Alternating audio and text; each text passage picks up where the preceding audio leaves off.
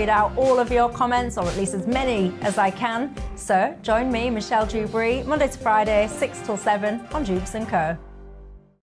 On radio, they call it the drive time slot, 4 p.m. until 6 p.m. as listeners head home. It's that part of the schedule when the dust of the day's events begin to clarify, and we try to make sense of it for you. Brazier is drive time for radio and TV. It's fast, it's punchy, it's opinionated, there's a Brazier angle and a little bit of levity. That's the question. That's two questions, actually. That's Brazier, Monday to Thursday, 4 till 6 on GB News. Hello, I'm Patrick Christie's. And I'm Mercy Moroki. Make sure that you join us Monday to Thursday, 10 a.m. until midday, right here on GB News for To The Point.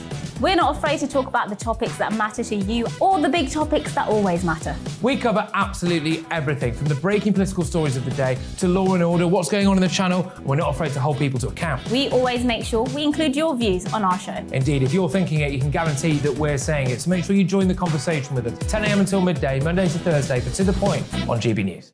I'm Dan Wootton. Join me Monday to Thursday from 9 to 11 for the feistiest and most fun news debate on TV, where free speech reigns. I'll bring you a sharp take on the day's biggest stories, bombshell newsmaker interviews, and A-list guests. And I guarantee you, no spin, no bias, no censorship, and no reason to go to bed. That's Dan Wootton tonight, Monday to Thursdays from 9 on GB News.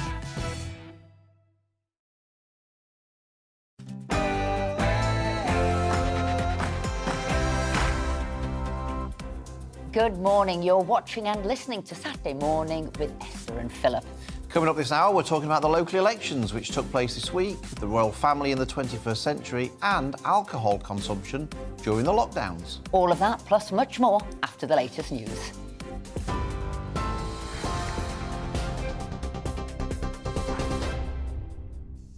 Good morning. It's exactly 10 a.m. I'm Ray Addison in the GB newsroom. The Conservative Party has lost nearly 500 councillors across England, Scotland and Wales in the local elections, with Labour and the Lib Dems making significant gains. In Scotland, the SNP remains the largest party, whilst Plaid Cymru gained 3 councils in Wales. Meanwhile, counting has resumed in Northern Ireland and Sinn Féin poised for a historic victory. Well, let's go now to GB News' Northern Ireland reporter, Doogie Beattie in Belfast. Doogie, what's the latest? Well, it's day 2 of this count. 239 candidates battled out for 90 seats across 18 constituencies. Sinn Féin look to be coming back as the largest party, probably with about 27, 28 seats. The DUP, second place, probably 1 or 2 within that. The big news of all of that is the SDLP and the Ulster Unionist Party, the first 2 that actually signed up to the Good Friday Agreement, look to be getting gobbled up by the middle ground of the Alliance Party, who are probably within 16 seats. Thanks very much, Doogie. We'll catch up with you a little bit later on. UK intelligence shows that the war in Ukraine is taking a heavy toll on some of Russia's most capable units. The Ministry of Defence says it will take considerable time for Moscow to rebuild its military, with sanctions making replacing advanced equipment challenging. It comes as Ukrainian officials accused Russia of violating a ceasefire as they tried to evacuate civilians out of Mariupol. Ukraine's Deputy Prime Minister says a further 50 were rescued yesterday, but more than 100 are still trapped. In Russia, rehearsals are underway for Victory Day on Monday, which marks the anniversary of the Soviet Union's victory over Nazi Germany. Chatham House analyst Katerina Volchuk says the Kremlin did not anticipate that fighting in Ukraine would still be ongoing on the 9th of May.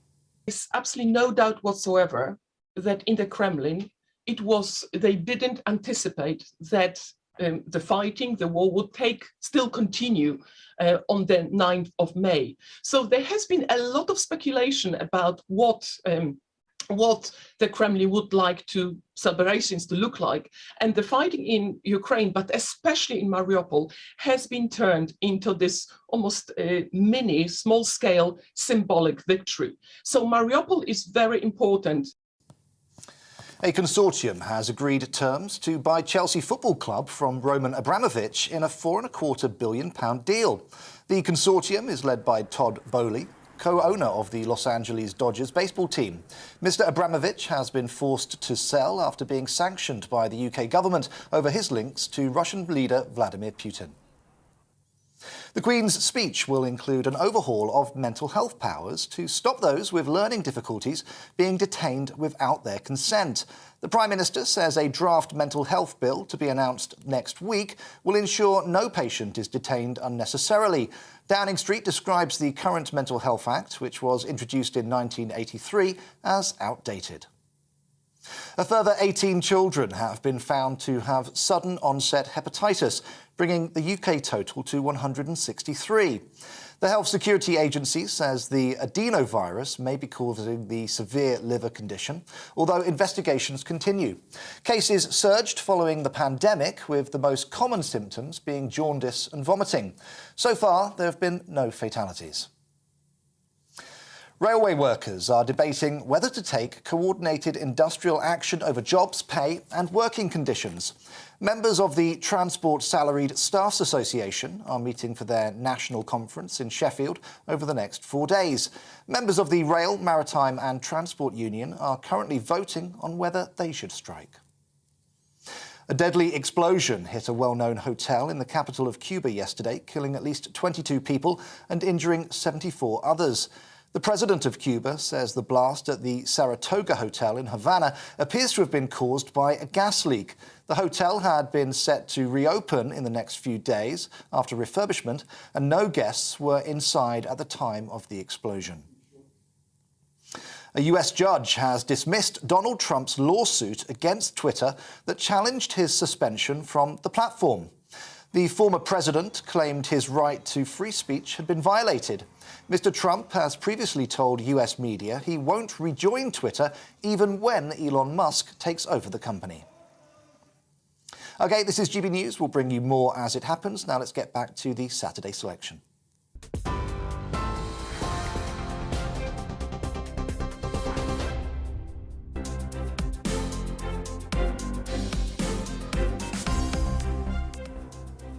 Welcome to Saturday Morning with Esther and Philip. We've got a fantastic show lined up for you today. Yes, we're joined by different guests from different political parties to discuss the local elections which took place across the UK this week. We're also joined by a royal expert to discuss the royal family in the 21st century. And we're discussing alcohol consumption in the UK and the worrying rise in reported addictions and deaths during COVID lockdowns. And we want to hear from you today, so if you want to get involved and have your message read out live on air, please email us at gbviews@gbnews.uk, or you can tweet us at gbnews and let us know where you're emailing us from too. Yes, but we're delighted to say that we're joined in the studio by none other than showbiz legend Christopher Biggins to talk about what caught your eye in the papers this week. What was your big story this week? Well, the only paper I buy is the Sunday Times. Sundays are great, and I get it delivered. And if they're listening, would they not put it in the driveway? Would they put it into... because it gets wet. It's just so annoying. You know why? What's happened is they're so thick, these Sunday papers. I know. You just drop them anywhere. But you're quite right. They're not worth a light if there's been raining. No, and then it's... you can't even though... You should be stood there at the door waiting for them to deliver. Oh, yeah, that's a very good idea. Yeah, but with a coffee and a croissant, I know. But I do think it's a good paper. And I mainly about, which I'll come to my second story, is because of the culture page, which I think is very good. And I mark things off that I want to record, on television, things like that. So I'm quite anal as far as that's concerned. But this is an interesting story, which I've chosen, which is the fraudster family faked illness to scam the council of £734,000. Now, yes, there's a terrible story. This happens more and more and more all over the country. People are taking advantage of councils which don't need to be taken advantage of. I mean, it's not good. But I think it was an interesting story, how it evolved. Originally, they should have been on benefit and they had a reason to be on benefit. But what you need to do is, when you no longer need the benefit, you should come off rather than thinking this is part of my income now and I'll stay there. And that is the problem. I mean, it's a huge expenditure. We've got to look after vulnerable people, but you can't stay on it. And usually how they're found out is through pictures that they've posted up of themselves on Twitter or Instagram showing off all the things they could do, even when they're claiming, in this case, I think it was extra sort of disability support, and there they are showing their bungee jumping and disco dancing around the world. Were the neighbours alarmed that they were getting so many Amazon deliveries? Oh, absolutely. That was the other thing that gave them away. Thousands of Amazon deliveries daily, you know, and they thought, well, where's all this money coming from? But, you know, it's so interesting because she went on, Philip and I can't speak, Holly's show, to say, you know, how ill she was, you know, and how she needed help and what have you. And they opened a page, you know, to people to donate money to. They were really going for it in a very big way. Cars, you know, in the driveway. And they even they threw away lots of things. And the neighbours thought, why are they throwing all these, you know, computers away and sort of expensive items? It was bizarre. Well, they got the comeuppance, and so that's you know, I hope they feel that's a good message to go out. Someone who maybe hasn't got their comeuppance, Christopher, is the mother of baby P, who has been released from prison. I'm sure everyone will remember back in 2009, the mother, Tracy Connolly, was sent to prison for causing or allowing a child to die. And she was released from prison after 4 years, and then she breached the licence conditions, was sent back to prison, and now she's been released again from prison. And I think Amanda Platell sums this up really well in today's paper, actually, in the Daily Mail, with her column about saying that, you know, surely this evil mother should die behind bars. And actually, I mean, there's a lot of focus on the parole board and them letting people out. You know, I'd probably say they're a bit on the soft side for me. But actually, one thing that we should focus on here is actually the maximum sentence for causing or allowing a child to die is 14 years in prison. That is the maximum sentence. And we had this in my area of Bradford recently. We remember the little baby Star Hobson, who was murdered by the girlfriend of the mother. And the mother was sent to prison for causing or allowing a child to die. But the maximum you can send these people to prison for is 14 years. They don't serve the full prison sentence. You get let out after 2/3 maximum of the sentence. And so, you know, people die, and what you find is that the people who perpetrate these crimes are out of prison and enjoying the rest of their lives. Do you think they do this because the prisons are overcrowded and they want to get rid of people? Do you think that's one of the reasons, or...?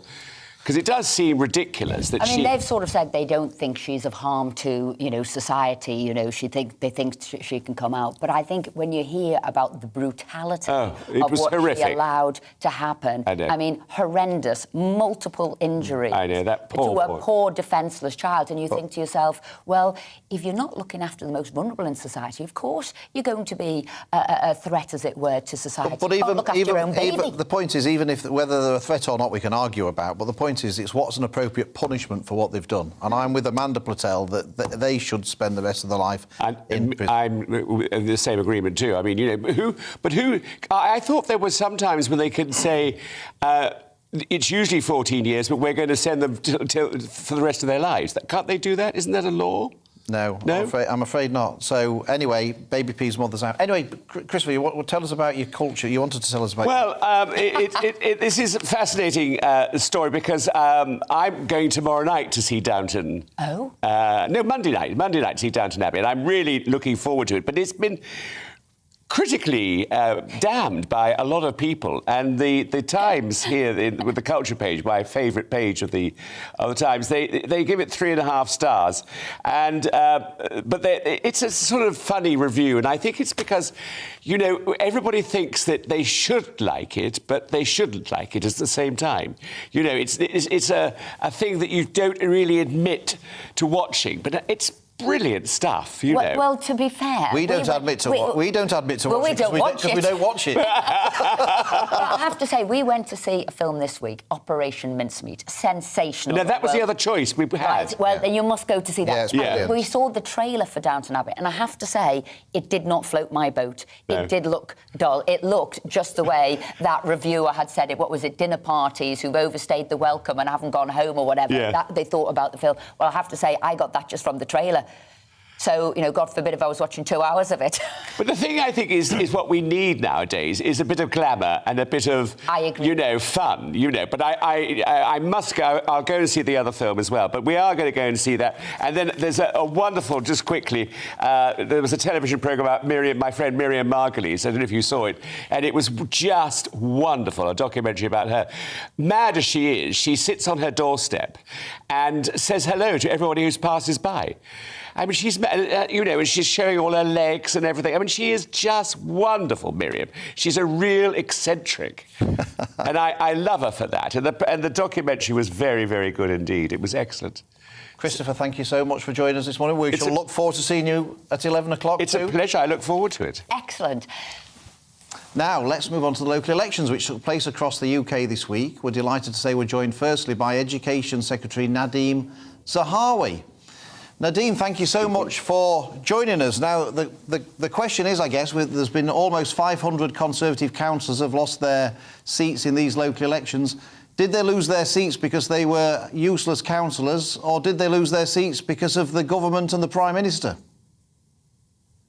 So I was out campaigning with my old colleagues at Wandsworth. I was a councillor in Wandsworth for 12 years in the 90s and into 2000s. And there was a interesting set of messages from places like Wandsworth and Westminster, very much around the global fight against inflation and the spike in, obviously, energy costs, which then reflects into their utility bills and their weekly shop as well. But then we won in Harrow. So I think it's important to learn the lessons from those very good councillors that lost their seats and listen to, of course, our constituents as what they're saying about these things, but also to look at what happened in places like Harrow, or even in my patch in the West Midlands, in Nuneaton, where we seem to be getting even more momentum, winning more seats there. And of course in Newcastle under Lyme, which I think for the first time in 25 years, we've won there as well. The one thing to remember is obviously we're in midterm. We've come out of a global pandemic. We're facing this global battle against inflation. The Americans are facing it. The Europeans are as well. The Chancellor's tried to put 22 billion into helping people in the next 12 months, 22 billion in 12 months. So I think we have to learn the lessons from this, not in any way take what we're doing in places like the West Midlands for granted, but also try and win back in London and the South. So it's a mixed picture, tough night for us, but I don't think it's any better for Labour in the sense that Keir Starmer has gone backwards in places like Nuneaton. They've stood still even in Hartlepool. So, to be speaking to a Labour MP, but nevertheless, Labour it's not been a clear victory for them on this. No, we want to ask you about. We're going to ask a Labour MP about the Labour Party. We want to ask you about the government. You're sort of saying that it's down to a lot to do with the cost of living and those inflationary pressures, rather than the government and the Prime Minister per se. But presumably, if you're really concerned about the cost of living in Wandsworth and Westminster, you'd want to keep voting for a council that was having low council tax. So that would indicate, surely, that it wasn't about the cost of living for those people because they had a council that was helping them with the cost of living. It must be about something else. So do you not think that the sort of things like Partygate and the integrity of the Prime Minister was a factor in these elections? Well, I went out campaigning with the team, hours and hours of campaigning. I think I had only one person on the doorstep mention parties. Actually, it was much more about some local issues, very, very local. I would describe them as hyper-local to their particular street in their area. But of course, there are some national issues as well. And I think the backlog on the NHS, safer streets, a lot of stuff played into this. And of course, we have to make sure we address that. We are midterm, but I think next week's Queen's speech, I hope, will also demonstrate that we've got a plan on the economy and recovery from COVID, a plan for the backlog on the NHS, and a plan on safer streets. And security at home and abroad when we've got a war in Europe, is something that we should focus on. Yeah, and I think Nadeem, actually, it seemed that the Conservative Party did well in those red wall seats. We held on, it seemed like a very strong performance up there. However, are we, like the Labour Party had the collapse of the red wall, are we going to see the collapse of the blue wall down south? Because that seems to be a weakness, because those were the areas we were losing. So have we taken our, what I'd say, traditional Tory voters for granted? So I think if you look at what's happened in Harrow, we should understand, why did Harrow come across to us, and what are the things that appealed to residents in Harrow to come across to the Conservative Party, and of course to understand what's happening in other parts of London and the South as well. That's going to be an important piece of work that we'll do. I genuinely think, though, that the general election, where turnouts are much higher, people want to see what are you planning to deliver for them, whether it's, in my portfolio on, a great school with a great teacher in every postcode for their child at the right time in the right place, skills, whether it's apprenticeships or T-levels or the lifelong learning entitlement that we're going to bring in, where anyone can retrain, upskill and reskill at any time in their life, and we'll stand behind them. They want to see delivery of things that matter to them. They want to see us make sure we focus on the economy, as I talked about earlier. So that is, I think, has to be what the nation hears from the Queen's speech next week, and what we then deliver over the next 2.5 years. But the one thing I would sort of just end by saying is, I stood in 1997, Esther, and I remember 97 painfully. People don't vote for split parties. They don't like divided teams. And I think we're much better off united and getting our work done, getting the message across that we're delivering on national security at home, protecting our borders. The points-based system is helping us. Actually, we're getting people who come in for jobs that we need them to do, not just having open, chaotic borders.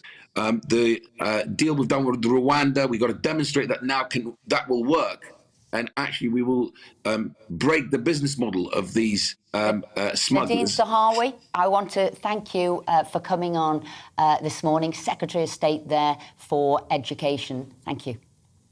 Now, to discuss the results further, we're delighted to say we're joined by the Labour MP for Birmingham Perry Barr, Khalid Mahmood. Khalid, thank you so much for joining us this morning. I guess that, you couldn't really have had more perfect conditions for the Labour Party for an election, with all the sort of Partygate stuff going on, the cost of living issues, people struggling to pay their energy bills. Many people might say, well, is that really the best the Labour Party can do with those conditions so much in their favour, to have a result which, if was a general election, would lead to a hung parliament? Should you not be doing better in these elections? Well, I think where we're coming from is a very high base of 2018. And so, therefore, it's interesting to see how well we've done in retaining those seats, and the Conservative Party losing some of those seats. We got a huge issue in 2019, where we lost a significant number of parliamentary seats as well. And to show that we now steady the ship and want to move forward, we've made fantastic gains down south, particularly in London, which has been really good. And I think what we need to do is now start to get that across as we move towards looking at delivering the issues that they need and fighting against this huge problem with the cost of living and all the increases that the Conservative government has made. Rather than trying to support people, what they've done is they've gone with the big energy companies and tried to support them. And Khalid, you're right, you did do well in London, there's no two ways about it, but where you didn't do well was regaining the trust and the votes of that red wall that collapsed during the general election. So my question to you, is the Labour Party no longer the party of the working class? Well, look, what we're doing, what Keir's doing particularly now, is getting back to starting. We're coming down from a base in 2019 where we had huge issues, and where the Conservative Party, as you say, gained those red wall seats. What we've done now is stabilised it, and with the new policies coming out supporting the working people and people who are going to be under a huge amount of pressure through the cost of living, the energy crisis that's already biting people now. And people will see in October how devastating that's going to be. People are talking about it at the moment now, but the real effects are going to be in the autumn when those prices go through the roof. Khalid, I think you're absolutely right. The cost of living is obviously the biggest challenge facing the public. It's the biggest challenge facing politicians, I guess, too.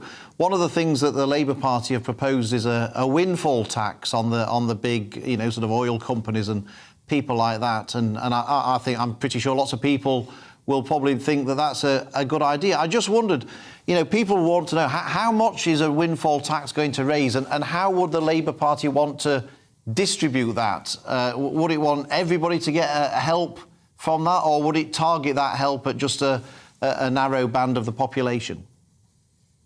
Well, no, what the Labour Party is going to do is look at those people that need it. But the fact is, if rather than charging the people and then trying to give them a loan, which is what Rishi Sunak's come up with, what we want to do is tackle the crisis and decrease the price of energy, because that's the most effective way of doing it, increasing the price of energy for all of them. What we don't want people to start to do is pitch neighbour against neighbour and street against street, which is what you're suggesting. That's not the way to deal with it. The way to deal with it is take those money in the windfall tax from those energy companies and start to deal with the energy companies in terms of trying to lower the cost base. In some of the instances, in small businesses at the moment, they're increasing by fourfold. It's absolutely crippling to some of the local businesses. And what we need to do is sort the energy companies out and deal with them and to move forward on that. Now, Keir has said that Boris Johnson has to go. He's talked about honesty and decency being vital in politics because of the Partygate situation, because of those fixed penalty notices. Now there's an investigation into Keir Starmer for his beer and curry night. So if he is found guilty and gets a penalty notice, should Keir now go? Look, the situation is, well, first of all, the police need to investigate it. Secondly, the situation is completely different. He was on a country tour trying to motivate people for the Labour Party and working on that. It's a very difficult process. All of us who go around the country and look at this issue to deal with. What he did do is have some food in the process. This is totally different from what happened in Downing Street, where people sent messages for a party, bring your own bottle, go up with a suitcase to the co-op and bring back some wines and deal in that way. This is not a set-up issue. This is where somebody had to eat and have a bottle of beer with the food that they were having, and that's it.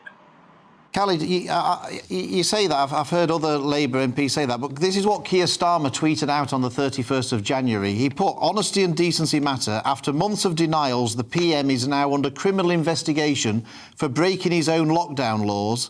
He needs to do the decent thing and resign." Now, if I were just to replace the word "the PM" with Keir Starmer and read it out again, after months of denial, Keir Starmer is now under criminal investigation for breaking his own lockdown laws, because, of course, he voted for all of them. He needs to do the decent thing and resign. What's so different about one statement being the PM and one statement being Keir Starmer? Most people won't see the difference. First of all, Phil, the difference, first of all, is simply this, that what Keir Starmer said, and is from the start, when the first photos came across, he said that's exactly what he was doing. He was having some food after campaigning, and he had a bottle of beer with that, and that's it. So he hasn't denied that he didn't do that. He stayed true to the principle of saying that yes, that's what we did, and there was no investigation. Now, after a huge amount of lobbying of the police, they've decided to carry out an investigation. Let's look at the results of that. But this wasn't a party as such. Is when you're working off, you had to have some food, and that's all it was. And he's been consistent about that from the start. Khalid Mahmood, thank you very much indeed for joining us this morning. Thank you. Thank you. Coming up on Saturday morning with Esther and Philip, we're joined in the studio by Brooks Newmark to talk about life after being a Member of Parliament. We're also joined by a royal expert to discuss the royal family in the 21st century. And, of course, we want to hear from you today, so get involved in the conversation. Email us at gbviews@gbnews.uk or tweet @gbnews. And don't forget to tell us where you're emailing from.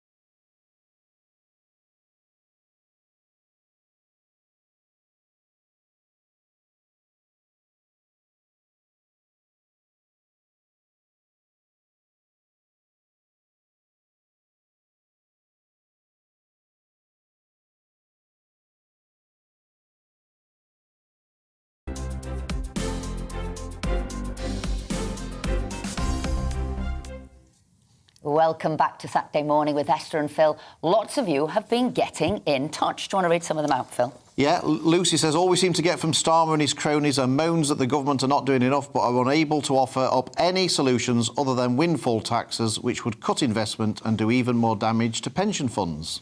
Dan says, never mind the people who voted. If I were a leader of a party, I would wonder why so many people did not vote. That is the big question. People were sitting at home. Why should they be doing so and voting? Trust and faith must be restored, and that will take some doing. That was Dan.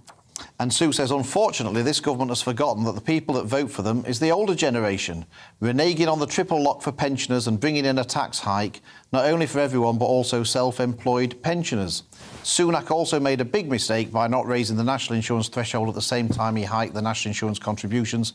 People would have felt the benefit before the elections. There is no common sense in this government. Yeah. So that common sense, and Dan there talking about trust and faith, needs to be restored. And I know we were talking to somebody from the Labour Party, somebody from the Conservative Party there, you know, who's to blame? Is it sort of Boris for Partygate, now Keir with Beergate? Knocking at doors, people are saying, in a way, plague on all the houses. They're all doing it. They're all up to no good. There's one rule for them. There's one rule for us. Do you know what? We don't feel inclined to vote for any of them. And you know what?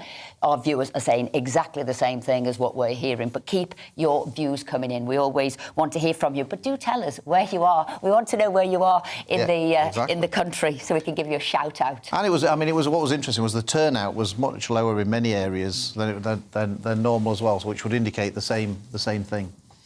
Now, Esther and I know firsthand the sacrifices you have to make as a member of Parliament and the hardships of living your life in the public eye. But what about moving on after serving in the House of Commons? What is life like after being an MP? Well, we're delighted to say that this morning we're joined by the former Conservative MP for Braintree and also Minister for Civil Society, and that is Brooks Newmark.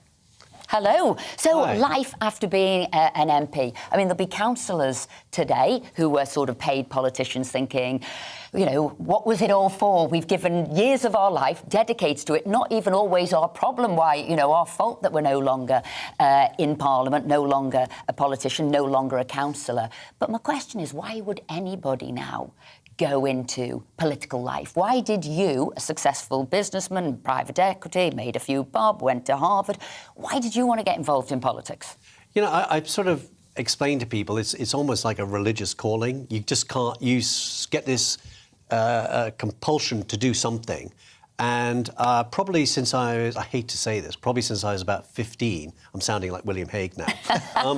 How many pints did you drink? As many as him? I'm a teetotaler. But no, I think you just, you know, I'm not really sure where it comes from, but my mum certainly couldn't answer. My mum's solution was, why do you want to become a politician, Brooks? Just earn money and give it away if you want to help people. And I think there's some of us, and probably the three of us saying, I'm going to say probably most of the 650 MPs who are in Parliament, of all parties, I think genuinely want to go in because they want to help, they want to do something, they want to serve their communities. And, you know, my view was, you know, I wanted to earn my money first, so I didn't feel the pressure to have outside interests or anything when I was in Parliament. So I could sort of focus on the work that I wanted to do when I was in there.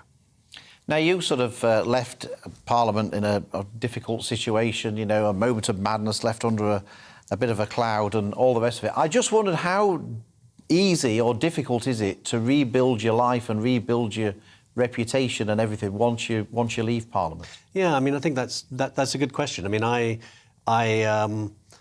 you know, it was hard. I think for me it was very hard because I had to. I think the first thing, you have to rebuild yourself. I think if you have problems, if you have issues, which I certainly did, and going back a long time, this was not short term. This is you know, the way I grew up, which wasn't a particularly happy childhood.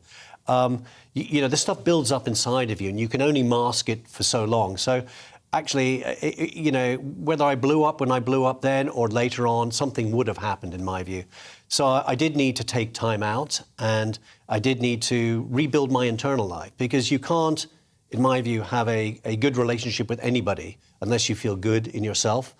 And I certainly didn't feel good in my internal life. So So having the space the and pressures of being, an MP add to that not feeling good with yourself. There you are, I don't know, whipped to do things under the spotlight, maybe not feeling you were doing what you were meant to do in Parliament. Do you think that added to pressures? It does, but it's you're hardwired from childhood. And, I particularly grew up with a very tough mum who had always said to me, you're not good enough, you're not good enough, you're not good enough. So even no matter what I achieved, whether the loads of money I made, which you mentioned earlier, whether whatever I achieved in politics, if you're hardwired that way, your internal life says you're still not good enough. And eventually something snaps inside of you and you just basically, in my case, blew myself up. And the consequences of that, of course, is that you hurt the people closest to you. And it took me a long time to do that, to rebuild my relationship with my family, but I had to rebuild my relationship with myself. So, I did that, and, I think I now have a much better relationship with my family. I think Lucy and I have now been together for 40 years. It's a long time.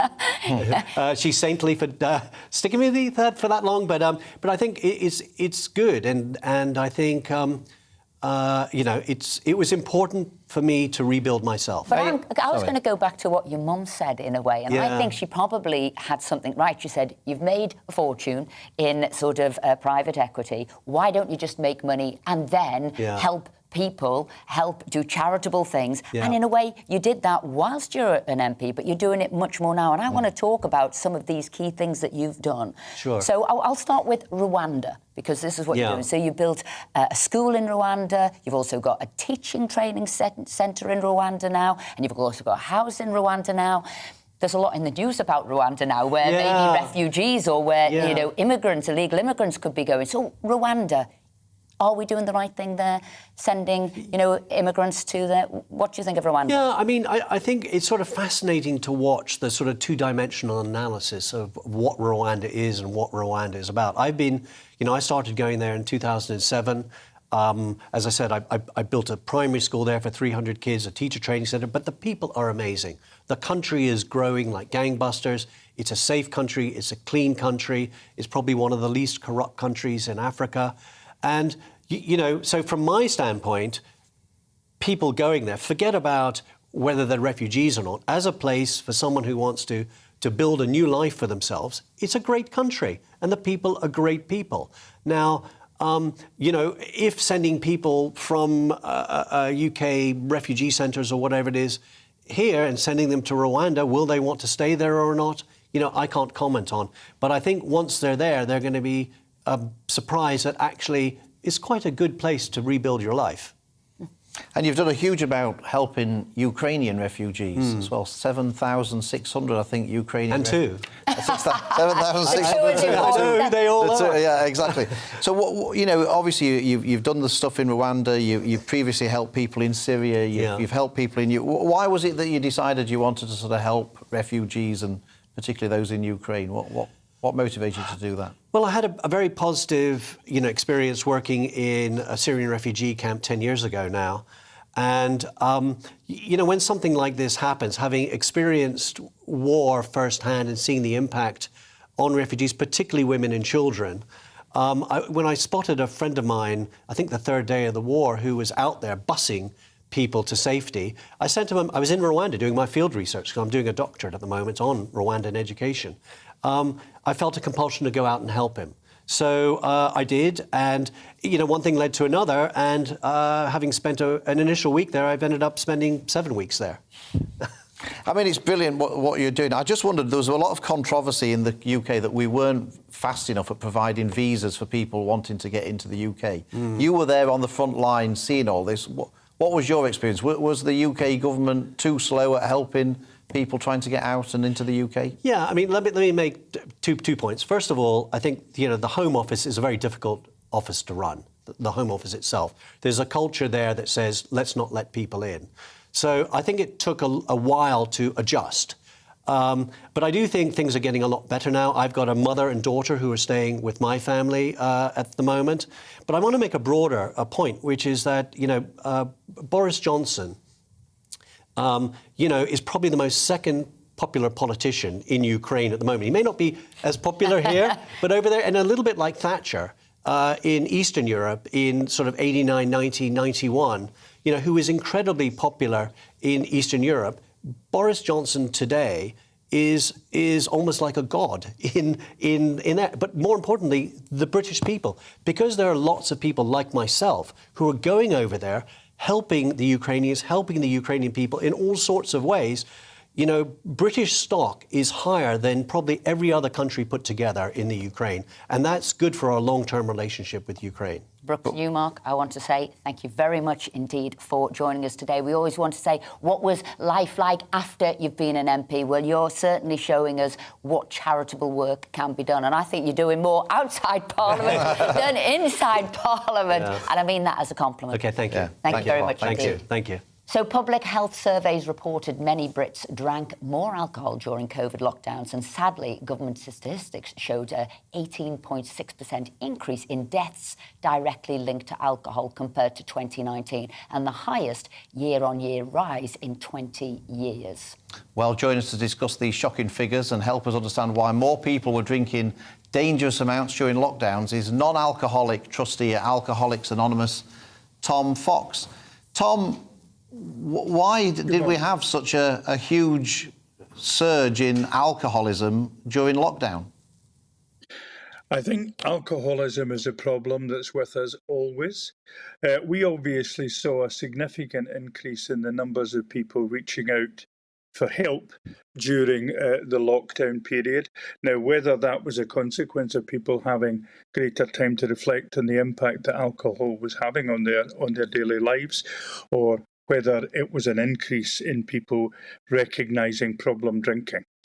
Difficult to say at this stage. We saw an increase in our helplines by 40 and 50% over the first period of the lockdown. During that period, we went from a situation of having 3,500 meetings across Great Britain of Alcoholics Anonymous every week to none. And with the help of members of the fellowship, we were able to reach out online very quickly. So that in the space of a few short weeks, many hundreds of online meetings were put in place.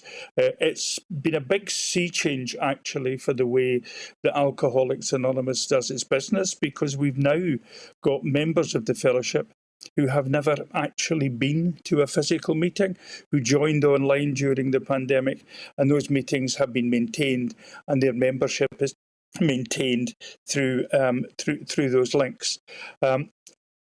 I think one of the things that is quite important for us to recognise as a society is that there are many people who have a very problematic relationship with alcohol. I'm talking to you from just outside Glasgow, and we are well known for having that kind of problematic relationship in this city. Sorry. No, Tom, don't be sorry at all, because I was going to look deeper into those figures, because who was it who was most impacted during lockdown? Was it people who were already drinking and drinking at quite, on a regular basis, or was it people who'd never drunk before? Who was most affected? I don't think I'm able to answer that question, because I don't think we gather that kind of information. OK, well, I got those figures, Tom. I got those figures, and it said it was the top fifth, who drank on a regular basis, who actually ended up consuming much, much more. And they were then drinking 17 times the amount of the lowest fifths in society. So people who were drinking were actually going out and consuming much, much more, making them more vulnerable.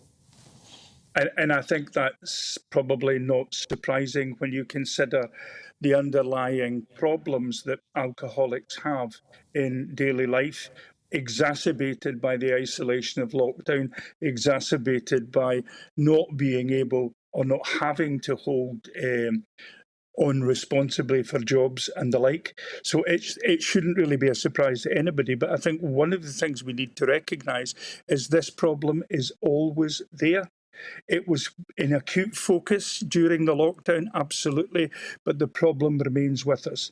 Alcoholics Anonymous has been working in Britain for 75 years. We celebrate our 75th anniversary next month. Many, many thousands of people have been helped by the fellowship over that period of time. Tom Fox, thank you so much for joining us, but more importantly, thank you so much for everything that you and your colleagues do at Alcoholics Anonymous. It's a fantastic charity that helps an awful lot of people. Yeah. Coming up after the break, we're joined by a royal expert to discuss the modernisation of the royal family. We're also talking about employment levels in the United Kingdom.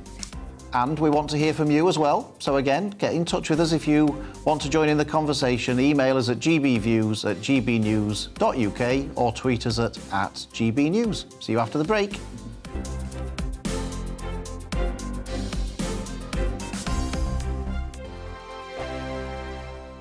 Hello, I'm Michelle Dewberry and you can join me every weekday 6 till 7 on Jubes & Co. Me and my panel will get stuck right into the day's events and I can tell you, in fact, I can warn you, expect some robust debates, some strong opinions and perspectives from both sides of the fence. It's about you at home as well. I love to read out all of your comments, or at least as many as I can. So join me, Michelle Dewberry, Monday to Friday, 6 till 7 on Jubes & Co. On radio, they call it the drive time slot, 4 p.m. until 6 p.m. as listeners head home. It's that part of the schedule when the dust of the day's events begin to clarify, and we try to make sense of it for you. Brazier is drive time for radio and TV. It's fast, it's punchy, it's opinionated, there's a Brazier angle and a little bit of levity. That's the question. That's two questions, actually. That's Brazier, Monday to Thursday, 4 till 6 on GB News. Hello, I'm Patrick Christie's. And I'm Mercy Moroki. Make sure that you join us Monday to Thursday, 10 a.m. until midday, right here on GB News for To The Point. We're not afraid to talk about the topics that matter to you or the big topics that always matter. We cover absolutely everything, from the breaking political stories of the day to law and order, what's going on in the channel. We're not afraid to hold people to account. We always make sure we include your views on our show. Indeed, if you're thinking it, you can guarantee that we're saying it. So make sure you join the conversation with us, 10 a.m. until midday, Monday to Thursday, for To The Point on GB News. I'm Dan Wootton. Join me Monday to Thursday from 9 to 11 for the feistiest and most fun news debate on TV, where free speech reigns. I'll bring you a sharp take on the day's biggest stories, bombshell newsmaker interviews, and A-list guests. And I guarantee you, no spin, no bias, no censorship, and no reason to go to bed. That's Dan Wootton tonight, Monday to Thursdays from 9 on GB News.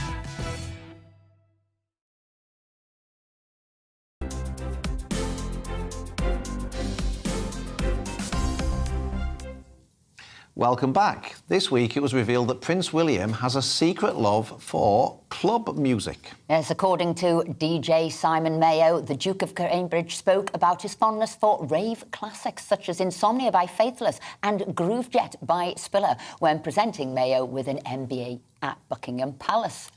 Join us now to discuss whether royals like Prince William and his brother Prince Harry have helped to modernise the royal family is royal commentator Richard Fitzwilliams. Richard, what do you make of this? Is what William said about all this club music? Is this a deliberate attempt by the royal family to try and appear more cool and to get with it, to appeal to younger people, or are we perhaps reading too much into that?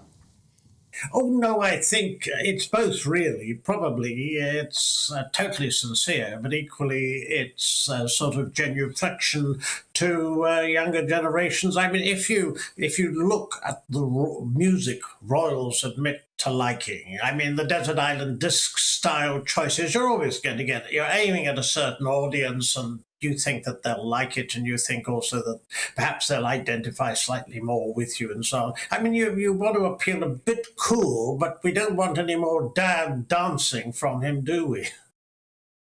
Thinking that Kate's dancing looked a bit like Theresa May's for a second there, to be perfectly honest. I mean, Richard, how do young people view the royal family, and what do they need to do to sort of secure a new generation of royalists? Yes, this is undoubtedly the problem, because you've got older people, and indeed the middle-aged, totally on side. I mean, it's very much a question of a poll. This raised the point after the very destructive Oprah interview with the Sussexes, that young people, and you've seen this, it's a gradual phenomenon that there is a certain disillusionment there. What the royals need to do, that's a difficult question. In the long term, Republican support has only been around 20-something%. That hasn't changed a great deal. It isn't that they want a republic. It's that they don't identify so much with the trappings, with the ceremonial, with the traditional. But then young people very often haven't. The British monarchy has been lucky because it's risen high in the polls for such a long time. But remember, only just over 20 years ago, I mean, the 1990s, weren't they terrible? I mean, headline after headline, destructive interview after destructive interview, whether it was the Princess of Wales or whether it was Prince Charles. I mean, there were so many disasters, even the Winds of Fire. And I mean, it was almost the whole decade was difficult, ending, of course, or nearly in 97, with the way the public responded when Diana died. But there is this deep commitment and feeling, I think, that a lot of us have for the monarchy. I mean, it's gone on for back over 1,000 years, bar the Civil War, continuously. So I think the institution's safe, but it does change according to the monarch and the different style. I mean, the Queen has been with us 70 years, and truly remarkable. Do you think it is the dramas that we like? Is that why we want them there, to hear about the dramas? And I say that because we've now got, we'll call it balcony gate. Who's on or who's off the balcony? Will Harry and Meghan be there? One moment they are, one moment they're not. So do we love all this? Is that what's going to keep us transfixed and keeping the royal family there? And then tell us who's going to be on that balcony. Well, yes, absolutely. There is, and I would be wrong to deny, the celebrity aspect of monarchy, the soap opera side of it, the fact it is dramatic. I'm just reading Tina Brown's The Palace Papers. I mean, every page is quite racy and lively. It's really an extraordinary read because she manages to make extraordinary times very, very readable, and also there's very little that's dull.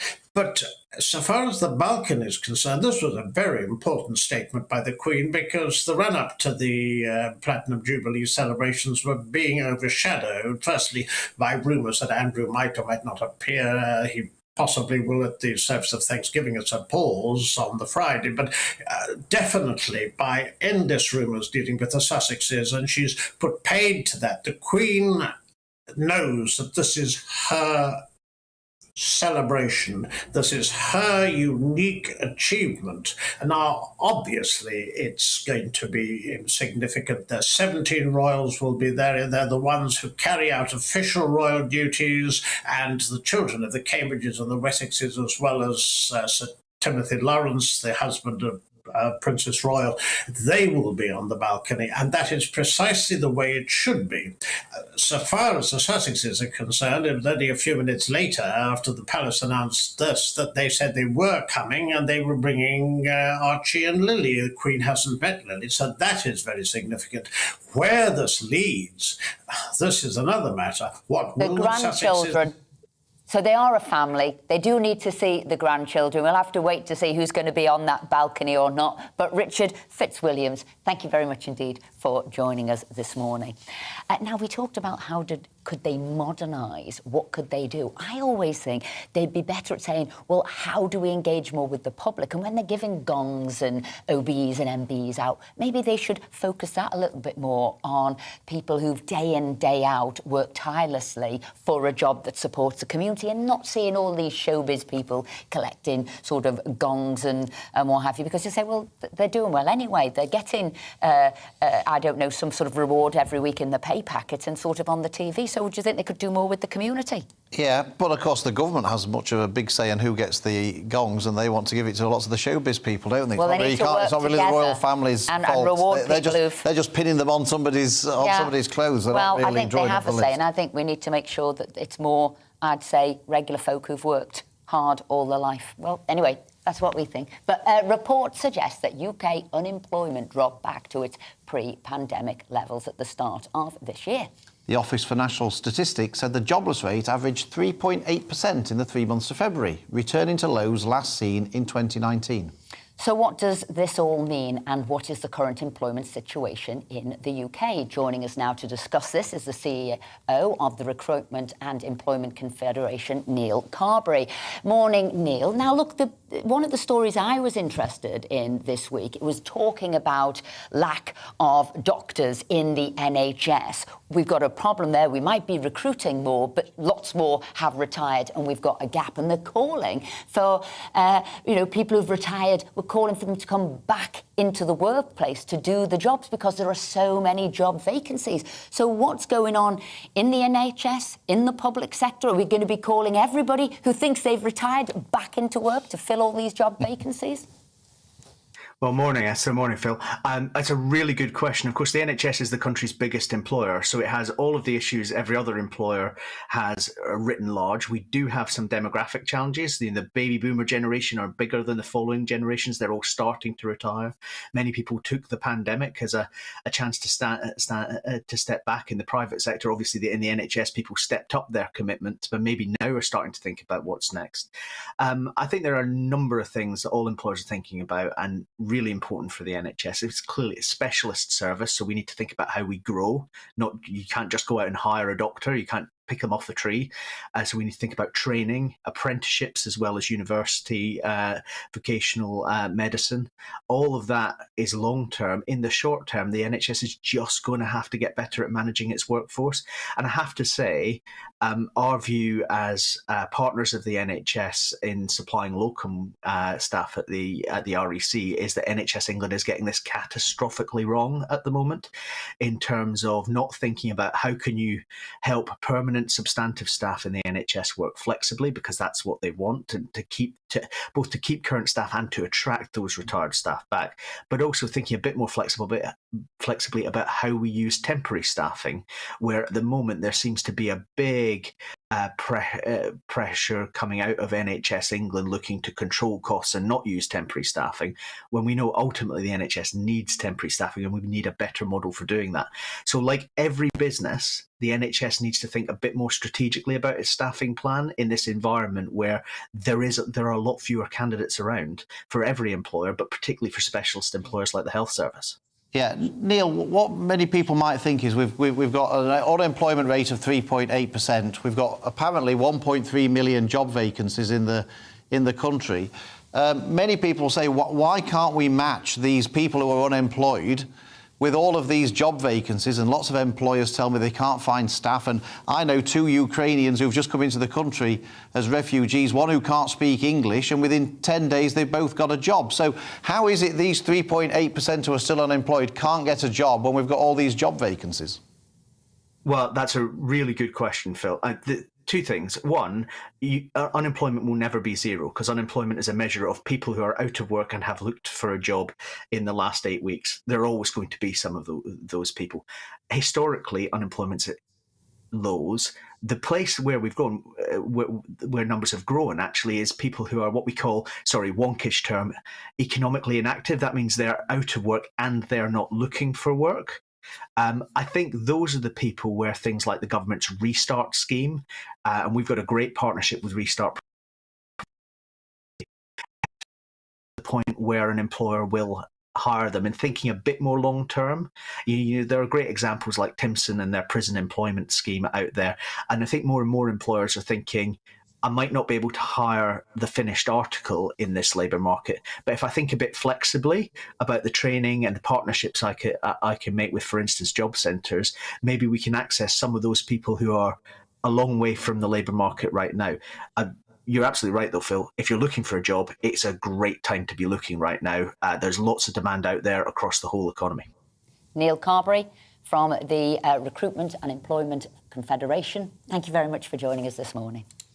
Coming up in the next hour of Saturday Morning with Esther and Philip, we're talking about recent comments from the Vice-Chancellor of Cambridge University that fewer private school students would be accepted at Oxbridge. Don't go anywhere.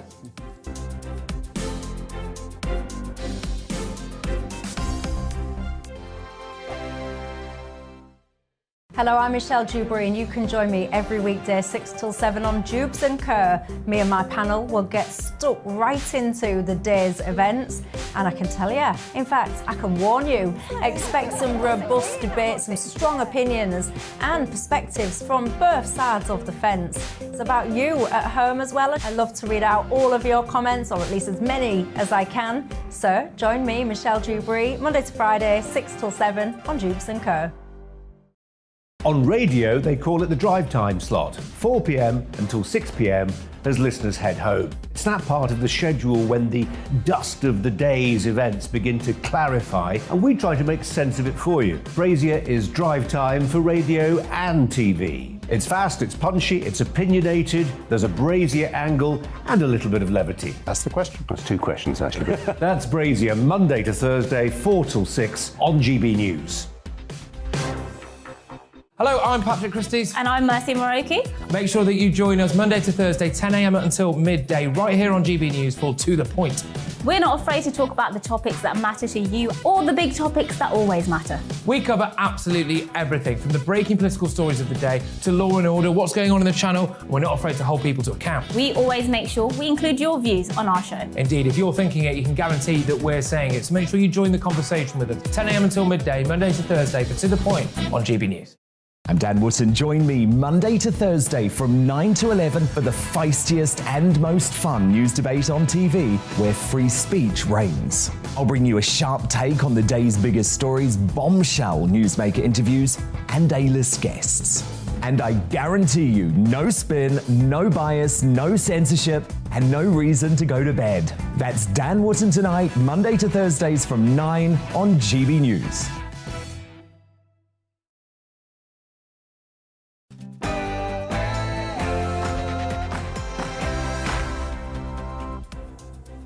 Good morning, you're watching and listening to Saturday Morning with Esther and Philip. Coming up this hour, we're discussing Oxbridge entry requirements following comments made by the Vice-Chancellor of Cambridge University.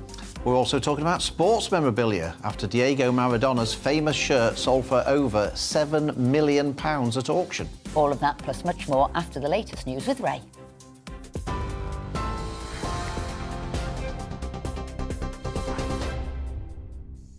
Good morning. It's coming up to 1 minute past 11. I'm Ray Addison in the GB newsroom.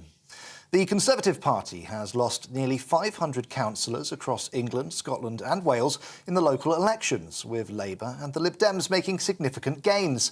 In Scotland, the SNP remains the largest party, whilst Plaid Cymru gained 3 councils in Wales.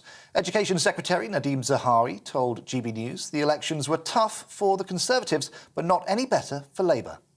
I think we have to learn the lessons from this, not in any way take what we're doing in places like the West Midlands for granted, but also try and win back in London and the South. So it's a mixed picture, tough night for us, but I don't think it's any better for Labour in the sense that Keir Starmer has gone backwards in places like Nuneaton. They've stood still even in Hartlepool. Well, Labour MP for Birmingham, Perry Barr, Khalid Mahmood, told GB News Labour has done well in the South and London, despite being unable to regain red wall seats. I think where we're coming from is a very high base of 2018.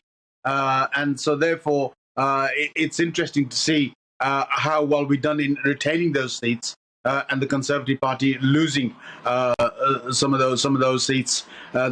We got a huge issue in 2019 where we lost a significant number of parliamentary seats as well. And to show that we now steady the ship and want to move forward, we've made fantastic gains down south, particularly in London, which has been really good. Well, counting has resumed in Northern Ireland, with Sinn Féin poised for a historic victory. Let's cross live to GB News' Northern Ireland reporter, Dougie Beattie, who's at Belfast's largest count centre. Dougie, what's the latest? Well, welcome to the Titanic Exhibition Centre here in Belfast. One of the counts has just finished there now.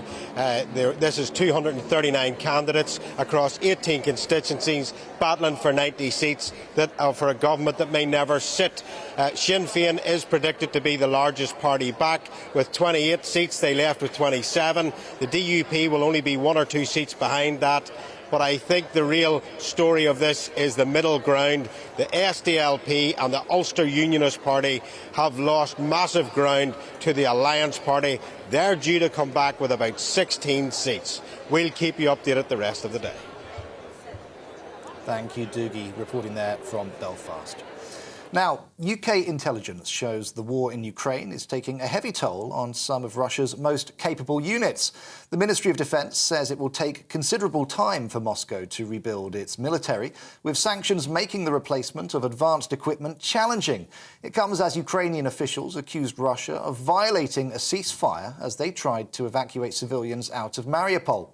Ukraine's Deputy Prime Minister says a further 50 were rescued yesterday, but more than 100 are still trapped. In Russia, rehearsals are underway for Victory Day on Monday, which marks the 77th anniversary of the Soviet Union's victory over Nazi Germany. Chatham House analyst Katerina Volchuk says the Kremlin did not anticipate that fighting in Ukraine would still be ongoing on the 9th of May. Normally, we would see a lot of international leaders flocking to Moscow and joining the celebrations. This has really sort of been disrupted since 2014, since the annexation of Crimea and Russia sort of sponsored separatists in the Donbass. But nevertheless, until before the pandemic, effectively, those international leaders would come to Moscow. This year, it's not going to happen. There will be a big parade as normal. However, there will be no international presence. So this emphasizes the isolation.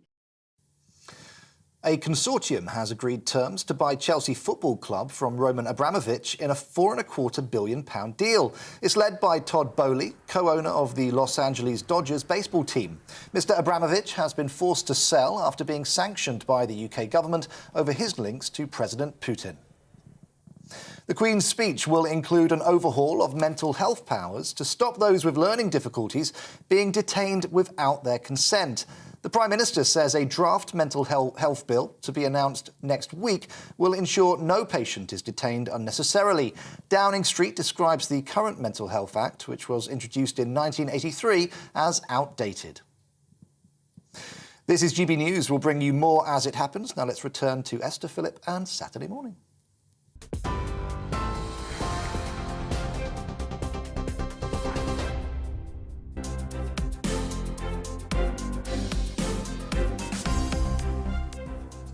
Welcome back to Saturday Morning with Philip and Esther. Coming up this hour, we're joined by a former leader of the Lib Dems to talk about the local elections which took place across the UK this week. Was the Vice-Chancellor of Cambridge University right when he said that private schools must accept that fewer students would be admitted into Oxbridge? And we're joined by a sports memorabilia auctioneer after it was revealed that Diego Maradona's famous Hand of God football shirt sold for over £7 million. And we want to hear from you today. So to get involved, email us at gbnews@gbnews.uk, or you can tweet us at gbnews. Don't forget, tell us where you're getting in touch with us from.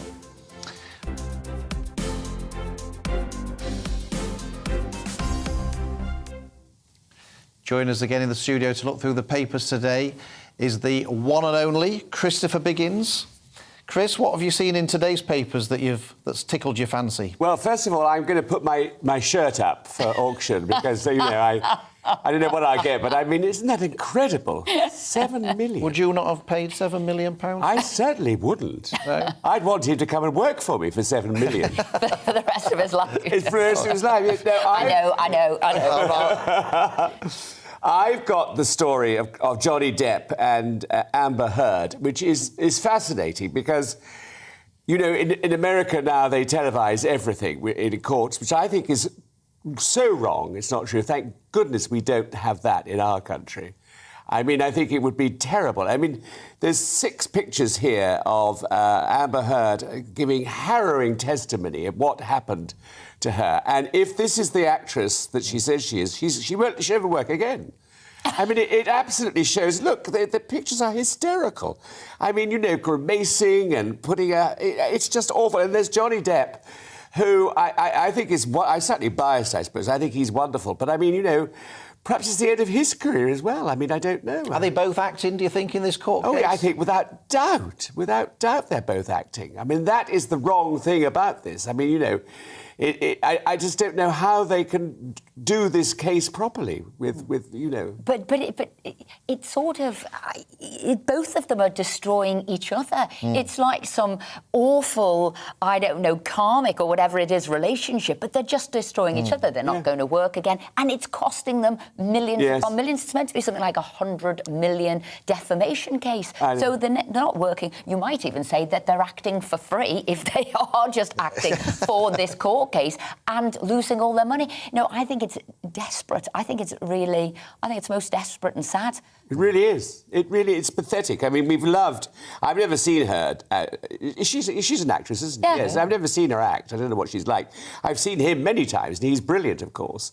And if it is the end of his career, it's very, very sad, because he could go on to do some wonderful performances. And he did, like you say, it's mutual suicide, isn't it? Mutual suicide. And he did lose many of his acting parts. It has stopped him in his tracks. Esther, come on, what's caught your eye? Go on. Well, this made me smile, and this is in the Mail, double-page spread in the Mail, 22-23, and it says, why Jacob Rees-Mogg and Tyson Fury are two peas in a pod. So the headline in itself was enough to make me laugh. And I said, one's left school at 11 to start work tarmacking the roads. The other spent his youth at Eton College, where fees are £44,000 a year. So you're thinking, well, what do they have in common? Then it goes on to say they had role model fathers. Jacob Rees-Mogg's dad was born into the establishment. There he was, editor of the Times. However, Tyson's dad, well, he also was a role model into the establishment. He was a bare-knuckle boxer. So both of them went up to... Both of them have got £100 million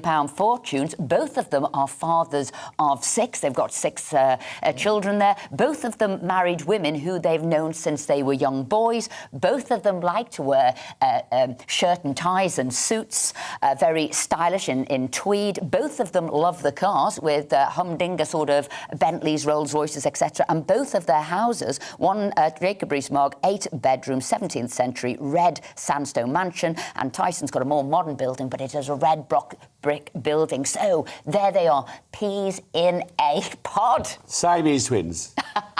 You think so? Unbelievable. I will never be able to see those two again without thinking of their connection. Not that I think in any way, shape or form Jacob Rees-Mogg would step into a boxing ring. Particularly not with Tyson Fury. I don't think he knows who Tyson Fury is, I wouldn't think so. I mean, does Tyson Fury know who Jacob Rees-Mogg is? Possibly. Possibly. It's interesting. But I mean, you know, what a wonderful story. Who knows? A career in politics could be beckoning for Tyson Fury. Yeah, absolutely. Well, he's popular, which is a good starting point for... He won't earn quite so much money doing politics, though, will he? No, but the fighting's quite good. Yeah, the fighting. Now, I saw something talking about politicians in the Sun today, caught my eye. I was just glancing at a little small story on page 4.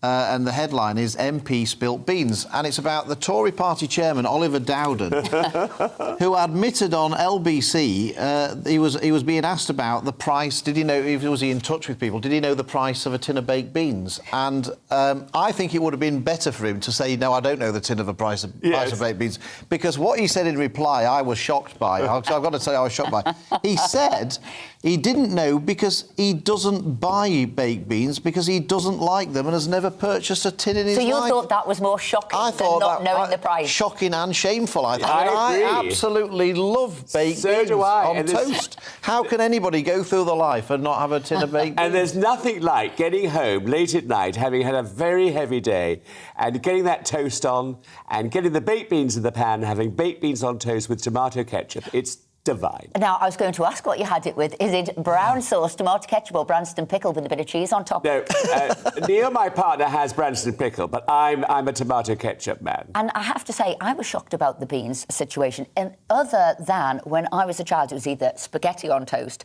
or beans on toast. Now, I was always a beans, not a spaghetti, because I found the spaghetti made the toast more mushy and soggy, and I prefer a bit of crispy toast, if that makes sense. No, I do. So really, Oliver, mate, we're going to have you on the show. Nothing to do with politics, just about the fact you don't do beans. My mum will testify. I literally could live my life just eating beans. When I was a kid, I did. Not just your mum. No, but when I was a kid, well, indeed. I can testify now. You still do beans on but when I was a kid, that's all I used to eat was beans on toast. I'm literally I've never been as shocked in my entire life. My grandmother used to do a meal when I used to go to stay with her, which was fantastic. She would make creamy mashed potato.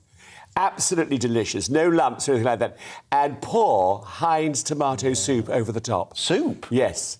And my goodness, that's why I'm like I am. I mean, it was just wonderful. Comfort food. Well, he likes his comfort food. I haven't tried that, but I'm going to give it a go. What else have you seen in the papers? Well, this is from The Sun, and this was a revelation to me. It's headed rubber plant. Who says Granny's love life has gone to seed? Condoms for OAPs at garden centres. And this is very encouraging for the older person like myself. There's a range of garden-related condoms has been launched to encourage older folk to practice safe sex. This is just. But I can't. As soon as I leave here today, I'm going to a garden centre. It's going to be wonderful. I thought safe sex for pensioners was putting a rail around the bed so they didn't fall off. I didn't realise it was about garden centre condoms. No. I think this is a revelation. I'm thrilled to read this today. I wouldn't have taken this paper and I wouldn't have known unless I came here. So it's absolutely marvellous news.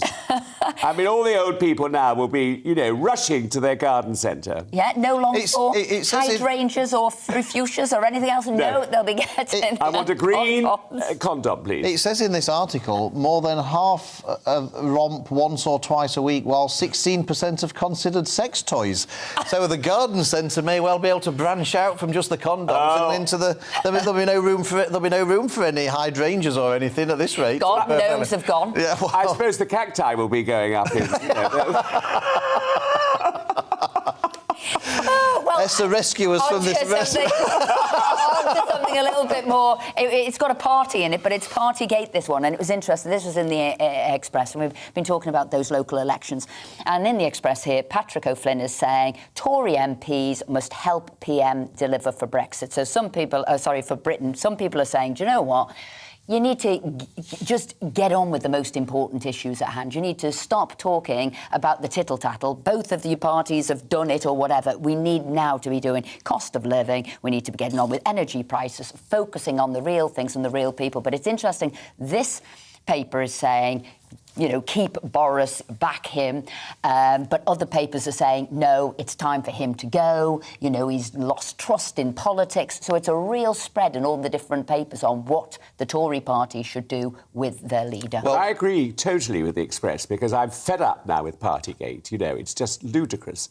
And it's a horrible situation. But let's move on. There are much more important things, as you just said. Well, Marilyn emailed in to say, does Keir Starmer have more loyal MPs than Boris Johnson? Conservative MPs are putting in letters to force a vote of no confidence in Boris, but all Labour MPs are defending Keir Starmer and blaming the media for what was a break from a hard-working day. So, do you think Marilyn's right about that? That the Conservative MP should get behind Boris? I certainly do. I think that's what they must do. The trouble is there aren't many people who can take over. That is the other thing you've got to think about. It's a very sad situation, this whole business. And, what we've been through in the last 2 years is, quite frankly, appalling. We've all suffered. And we're going to have to suffer even more now if this goes on. Well, Christopher Biggins, thank you so much. It's been an absolute joy, as always. Thank you so much. I'll send you something over from the garden. Yeah, absolutely. I'll be down there myself, I think. Let's return to the local election results, and we're delighted to say that we're now joined by former leader of the Liberal Democrats, Sir Vince Cable. Morning to you. Good morning, thank you very much. Now, obviously, Vince, the Lib Dems did incredibly well in the local elections this week. Why have you done so well? Well, I think it's partly steady rebuilding based in local government. You remember I was there a few years ago and we were starting the long march back. And I think combined with the fact that the government is clearly unpopular, centering particularly on the cost of living crisis, but the Partygate issues and so on haven't helped. So in the areas where we're facing the Conservative Party, we've done exceptionally well in the south of England. But as in your part of the country, up north, we've done well in Hull, and we've taken also in places like Barnsley and Sunderland, where you had uninspiring Labour councils, we've cut through there too. And so, was the main focus of this election, from your perspective, national? You seem to be indicating that it was, the government's unpopularity and the cost of living crisis. Was this a reflection of the government nationally, or was it more an issue of the strength of the Lib Dems locally? I think it was a bit of each. And clearly the government was unpopular, and that was a factor. But, we do pride ourselves on being active in local government. The borough I live has been under Lib Dem control for a long time, and we keep getting re-elected, and hardly any Tories left. And I think that simply being able to run local government well is an important criterion, and something we attach value to. So it is a mixture, and I've no doubt for many of the voters who switched, it was on national issues, though we'll continue to emphasise the council competence issues. Now, all the experts have been saying that if this result was replicated at a general election, you would see a hung parliament. And I think most of them have said that Labour would be slightly ahead in the number of seats if this had been a general election. So, given that there's every chance of that happening based on what's going on, given your experience, would you advise the Lib Dems to join a formal coalition, perhaps this time with the Labour Party, in order to keep them in government and join them in government? Or after the sort of bruising experience of last time in coalition, would you advise them against it? I think the latter rather than the former. The experience in government, I think, you were there at the time and often critical from the backbenchers. But I think actually in the coalition government we did a good job and achieved many good things for the country, and we worked with the Tories even though we weren't comfortable with it. But we were punished, and I think politically under the British voting system, for a small party to go into coalition with a bigger one is very difficult and potentially disastrous. So if the scenario you describe happens, and it looks pretty plausible, I suspect the Lib Dems would not join a coalition, but would try to be constructive and support a new government and help it to operate through supplying confidence or a comparable type of arrangement. You don't need to worry too much, Vince. I'm still critical from the backbenchers now, so it wasn't anything personal, I can assure you. I was about to say that. That is his sole purpose in life, Vince, is to be critical from the backbenchers. Now, what I am always interested about is how stories develop in the paper. So you had the Partygate with Boris Johnson, and there you had Keir Starmer saying he must resign, it was a terrible thing to do. Then we get footage of Keir Starmer with his beer and his curry or whatever it is. Are we going to see next? Because the Lib Dems is a much smaller party in the House and therefore gets less focus from the media. Are we going to find out that Sir Ed Davey too was consuming food, drinking alcohol and having a party? And if he did, would you call for him to go? I think it's very, very unlikely. I mean, one of the things about Ed Davey, which isn't widely known, is that he is a carer. He was actually looking after his disabled son who was shielding. So it was a somewhat different scenario. And I don't think we were in a position where a large amount of socialising against the rules was remotely possible. I mean, the simple point about Partygate, I think we're probably moving on now, but the simple point about it was that if you do make rules which are very painful and onerous for a lot of people, then you expect the government to apply them. I mean, it's not much more complicated than that. Vince, while you're on, obviously you're a very accomplished economist. I just wondered, with the cost of living problems that the country's facing, and obviously there's a big argument at the moment about a windfall tax for energy companies. Is that something that you would support, or something that you would caution against? Well, I think politically it's a no-brainer, but I think we do need to think a little bit about the wider implications. I mean, if you impose a windfall tax when companies had a windfall of revenue they didn't expect, are you going to subsidise them when they make windfall losses? There is a big issue about what are the windfall profits we're talking about. Are we just talking about the North Sea, or are we talking about global profits? But I think if it is a short-term response to this extraordinary situation where prices have been artificially propped up because of the Ukraine war, I don't think anybody, even in the oil industry, would question the validity of having a tax for this purpose. I mean, Gordon Brown had a windfall tax on the utilities at the beginning of the 1997 government. I think most people accepted that in that context it was reasonable. And I think here it would, as I say, it's a bit of a no-brainer, but there are technical sides of it which we need to reflect on it a bit. So Vince Cable, thank you very much indeed for joining us this morning. I should also say that the Green Party did very well in the local elections as well, not least in my area. And we did actually ask somebody from the Green Party to come on the programme to explain why they'd done so well and what they thought the reasons were. And unfortunately, nobody was able to come on. But I did think we ought to make clear that the Green Party were also... They were invited. They were invited, and they also did very well in the in the local elections. Now, coming up after the break, we're meeting two women who are heading to Las Vegas next week for the High Rocks World Championship, which is basically the world's greatest endurance challenge. But first, here's the weather, so don't go anywhere. Good morning, Alex Deacon here with your latest weather update. This weekend, most places are going to be dry and fine. Not blue skies everywhere, there will be a fair bit of cloud around, but when the sun is out, it'll feel pretty warm.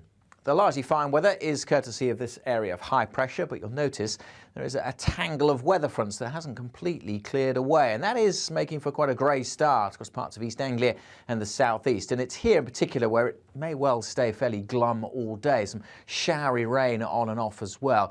Elsewhere, as I said, most places dry and fine, but not completely blue skies, some cloud and maybe one or two showers breaking out, particularly this afternoon over parts of northern England and southwest Scotland. But they'll be very hit and miss. Most places dry, sunny spells for Wales, southwest England and much of northern Scotland. And a warmer feel certainly in the west compared to Friday, whereas it will be cooler in the east, 15 in Hull, Norwich, maybe if it brightens up 19 or 20 in the London area. But I think it will stay quite cloudy across East Anglia and the southeast well into this evening. One or two showers still around through the evening, a few scattered showers over northern England and southern Scotland. But again, most places will be dry if you're heading out tonight. Some mist and fog could form here and there, but generally it's going to be a dry night and with clear spells. Again, temperatures dropping down into single figures, well down into single figures in some rural spots. So a fresh-ish start to Sunday, but another fine day by and large. Yeah, maybe a bit of mist and fog here and there. Cloud is expected to thicken in the Western Isles of Scotland. There's a weak weather front here bringing a bit of patchy rain, but for most places it's dry. Yes, some places seeing a fair bit of cloud, but most seeing some blue sky on Sunday. Certainly probably a brighter day for East Anglia and the southeast. Some good spells of sunshine here, and as a result, it will be warmer. Where we see some sunshine, 18, 19, 20 or 21. Again, some of the coasts will be a little bit cooler. Enjoy your weekend.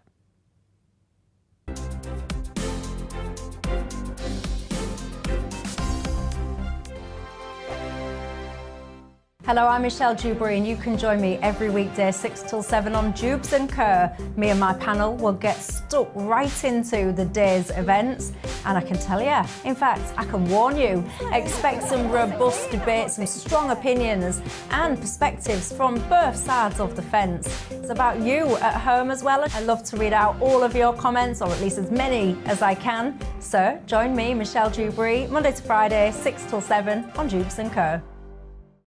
On radio, they call it the drive time slot, 4 p.m. until 6 p.m.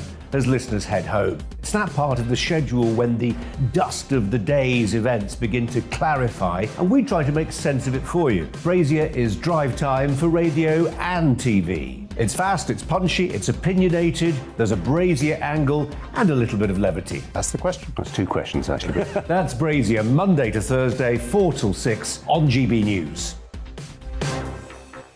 Hello, I'm Patrick Christie's. And I'm Mercy Moroki. Make sure that you join us Monday to Thursday, 10 a.m. until midday, right here on GB News for To The Point.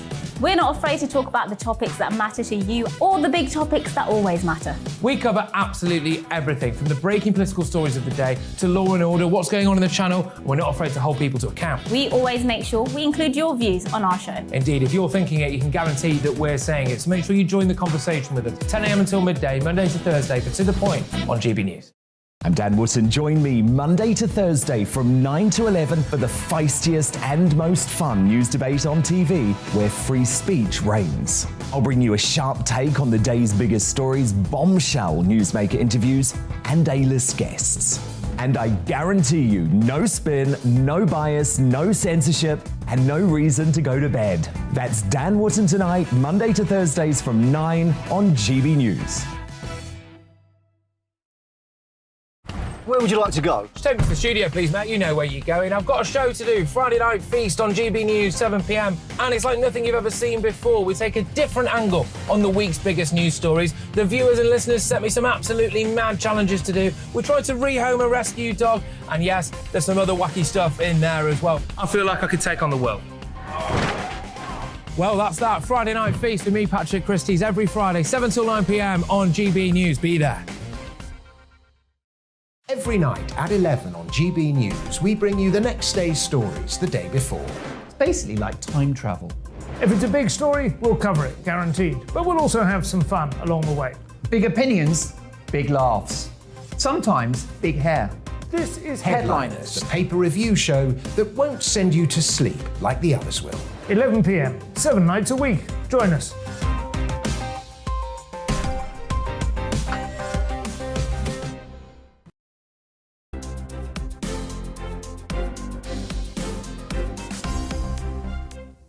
Welcome back to Saturday Morning with Philip and Esther. Lots of you have been getting in touch with us. Go on, Phil. Yeah, Maud says, both on cracking form this morning. Thank you, Maud. That's very kind. Proving you do not need an aggressive approach like some other news channels to get to the crux of the matter. Keep up the good work. And Pete says, no matter how these parties do, whether poorly or good, they always spin to say what they want to say. Let's face it, on this occasion, everyone stayed basically the same because people just may as well leave things as they are. To change now would be a total waste of time. They're all the same and all have pie crust promises. I agree with Pete. They all do say they've done well, don't they? Even if they haven't. I don't know why they don't. Just if you haven't done well, just say you haven't done well. Everyone else can see it. Alexandria says, utterly ridiculous. Labour insisted on police Partygate investigation. They now have to face the same treatment, not least because if they're not investigated, then the police are totally biased. Starmer lied, Labour are lying. If it happened in Durham, where else has it happened? So, Andrea, that's your view. I'm sure Keir Starmer might say something different, but we appreciate your view. And Daniel, morning, Esther, morning, Phil. It's the hypocrisy voters can't abide. It's fine to point the finger at Boris, but the finger has to be on a clean hand. And Philip, not me, another Philip, says, as MPs, you won't agree with me, but only the names of the candidates should be on the ballot papers without the name of the party they represent. A voter would then have to identify the name of the candidate representing the party or policies they wish to vote for instead of blindly voting for the party leader they like best this week. Thank you very much, Philip. Now, a different Philip opinion, my opinion here, I want to raise, because it's made my blood boil this particular week. We had Cambridge University, Professor Stephen Toop, Vice-Chancellor of Cambridge University, has said that private schools must accept that there will be fewer places for students who go to private schools at their university. And this really annoyed me because we all believe in social mobility. I certainly do. I know you, Esther, do a lot on social mobility. But surely, if we're doing social mobility, we should be saying, let's get the state schools up to the same high standards as the private schools who are sending kids to Oxford and Cambridge. We shouldn't be rigging the rules to say, oh, look, we're doing social mobility because we've now lowered the standards to artificially make sure that kids from state schools can go and exclude private schools. And, why should parents who make sacrifices to send their kids to a private school find that they're now being discriminated against and penalised for trying to do the right thing for their children? And, I think that it's not the business of universities to, in effect, sort of try and cover up the the failings in the school system. You know, if I was the vice chancellor of Cambridge University, I'd say, you know, when people said to me, "You're too elitist," I'd say, "Yeah, of course we are elitist. We're Cambridge University. We're the university that everybody wants to get their children into, and we're going to take the best people. And I don't care if it's from a private school, a state school, or any other school. And this is it's just sort of a lazy way to achieve social mobility." Well, what they've done is they've admitted that the education system is failing for a huge number of people. That's 14 years that young children have gone to school, costing about £100,000 per person. And what they're saying is, oh, it hasn't worked for them but they could be bright, so what we're going to do is reduce the grade. Now, I think other universities have come up with a better idea, so whether that's Hull University or Oxford University, if you've got a lesser grade, come for a year, let's see if you are as good as you think you are. So it's like a trial year, and if you're not, well, you haven't lost anything. You get maybe a qualification from this 1 year, but you're not good enough, but we gave you a go. And I think that's the way to have a catch-up year to help those people falling behind, because there is a problem with the education system, but we're not saying we're going to give you different goalposts. I've got to read out what the University of Cambridge spokesman said. He said, "The University of Cambridge does not discriminate against any applicant. If society is to be serious about offering opportunities to everyone regardless of background, then universities like Cambridge need to reach beyond their traditional recruiting grounds to pupils who might be very talented but would not necessarily have considered applying. This means that students from every type of school will be competing against an ever larger pool of applicants for a broadly unchanged number of places." Well, there's another method for that, which other universities do, and it's known as outreach work earlier on into schools to make sure that they get the right grades. But anyway. Still to come on Saturday morning with Esther and Philip, we'll be taking a look at the week's biggest stories in the world of showbiz and sport. But first, here's the news headlines with Ray.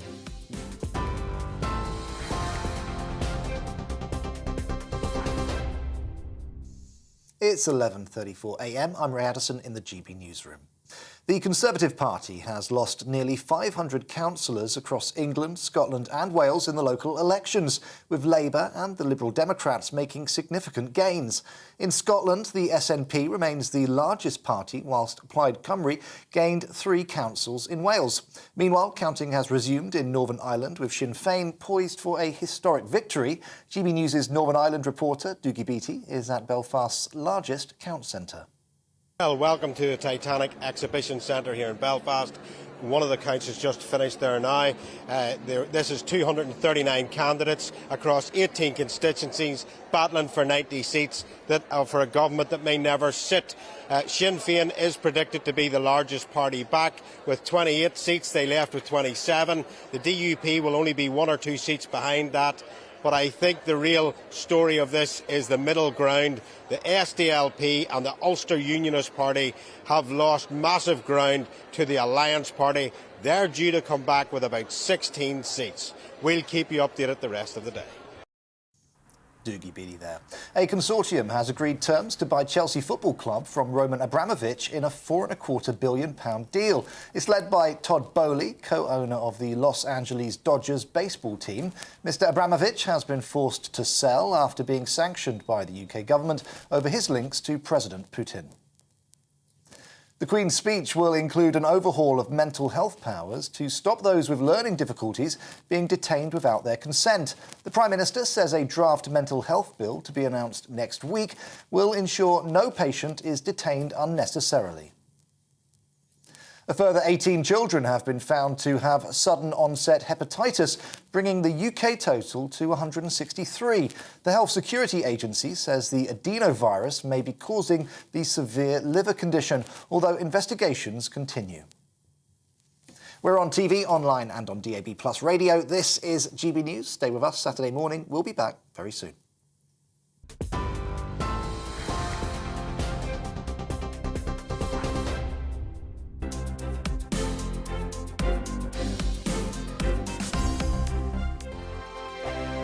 Hello, I'm Michelle Dewberry and you can join me every weekday 6 till 7 on Jubes and Kerr. Me and my panel will get stuck right into the day's events, and I can tell you, in fact, I can warn you, expect some robust debates, some strong opinions and perspectives from both sides of the fence. It's about you at home as well. I love to read out all of your comments, or at least as many as I can. So join me, Michelle Dewberry, Monday to Friday, 6 till 7 on Jubes and Kerr.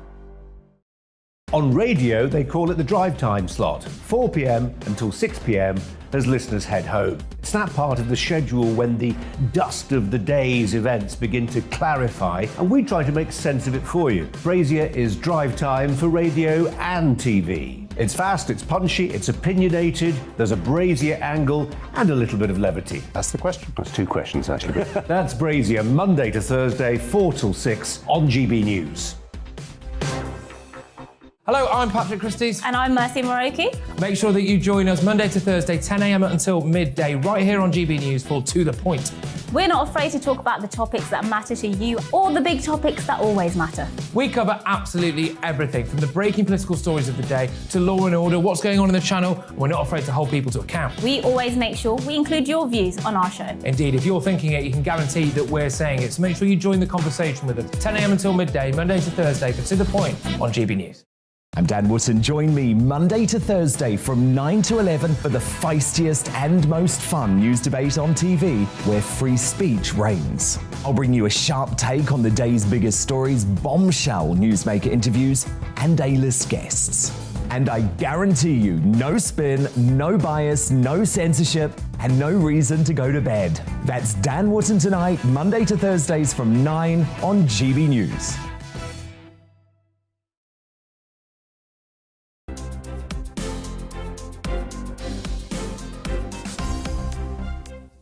Welcome back to Saturday Morning with Phil and Esther. Lots of you have been getting in touch with us, haven't they? All about what we've been doing, what we've been getting on with, what's been happening with the elections. Exactly, absolutely. And we hope you'll keep sending your views in at gbviews@gbnews.uk. Now, it's been an eventful week in the world of showbiz, as always, and we're delighted to say we're now joined by our showbiz reporter, Hayley Palmer, to go over the biggest talking points.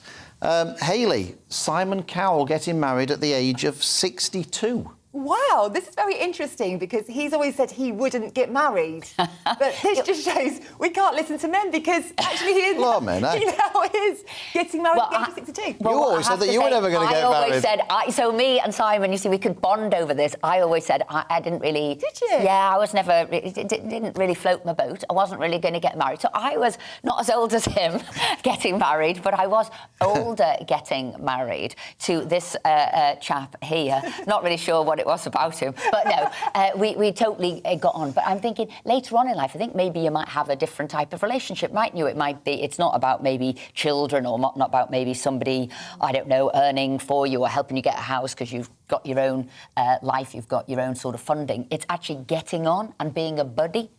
Yeah, I mean, I think Simon Cowell has definitely changed since he had his little boy called Eric. He used to be Mr. Nasty, but now I don't think he is. He's a real softie. And, yeah, he actually proposed to Lauren in Sandy Lane in Barbados. Very lovely. Favourite venue. Yes, it looks like he's brought the wedding forward to next month. And she says, Lauren says, that she wants a small affair, but it's rumoured that the wedding might be at Clifton House, which wouldn't be a small affair. No. So would you be saying to Simon Cowell it's good to get married when you get a little bit older? Are you going to... I would say that. I'd say it's better you know what you want. That's a rare compliment, Hayley. That's a rare compliment. You know what you want, you know, what the friendship, I don't know, whatever it is, you're getting on with your life, and it is just, you're like a partner in crime. And how about this? Another partner in crime. What I loved was Elon Musk. There he goes to, like, one of the biggest events of the year. And who did he take as his +1? He took his lovely mum, who, I might add, has been on the cover of Vogue magazine a couple of times. She is a model. 74 years old, absolutely... Oh, there's a picture of her now. Absolutely stunning. And I just think it's a good idea to take your mum. I would definitely take my mum, if she would come with me, to a showbiz event, because she's reliable. I know she's going to be there. I know she's got my back. She's, you know, mums are good. And sometimes men let you down, in my experience. I think it's not only that. If you're going to one of these, and we can get onto that, we can get onto that who's let you down a little bit later, Hayley.